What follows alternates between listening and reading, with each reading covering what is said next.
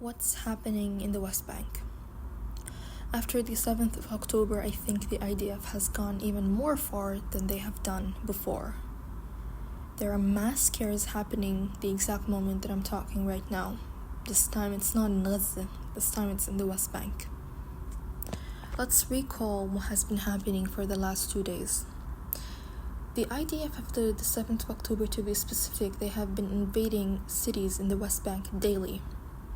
And this can last from hours to days.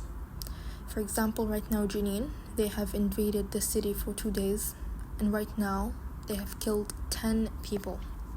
And you might be like, yeah, they're trying to get rid of the resisting groups in the West Bank. You're very much false. All these people who died are civilians. Half of them are elders over 55 years old, and the rest of them are under 17 years old.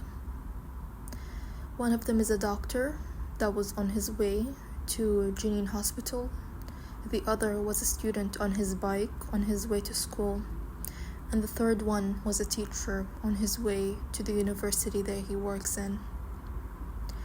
The way they killed him, the way the car that he was killed in was so bloody. The scene is horrific. And what's happening the moment that I'm talking right now, actually, they have killed 2 people and they have not allowed the ambulance to reach to them.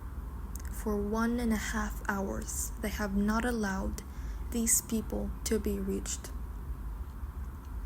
Another story that I have heard just yesterday during the invasion, that 2 young men were on the ground and they were shot too. They almost bled out and the ambulance have rescued them at the very last moment. Can you imagine yourself in their place, sitting, suffering? You're losing so much blood. There's no thought on your mind but how to survive, yet you cannot. No one can reach you, you cannot reach anyone. And if you can move by 1 bit, they will shoot you again, but this time it will be the end. What's happening in the West Bank is not talked about, and that doesn't mean that you should forget about what's happening in Gaza, the genocide that's happening in there, and focus your eyes on Gaza and on the West Bank. But that doesn't mean that you should forget about what's happening in there. These are still people, civilians that are still dying in there. The media is turning a blind eye to what's happening in the West Bank. And the only person, the only journalist that is known internationally that have spoke about this is Bisan. Anyone else? No one spoke about it. This just shows the hypocrisy of the world that we live in. You cannot focus on one place and forget what's happening on the other place.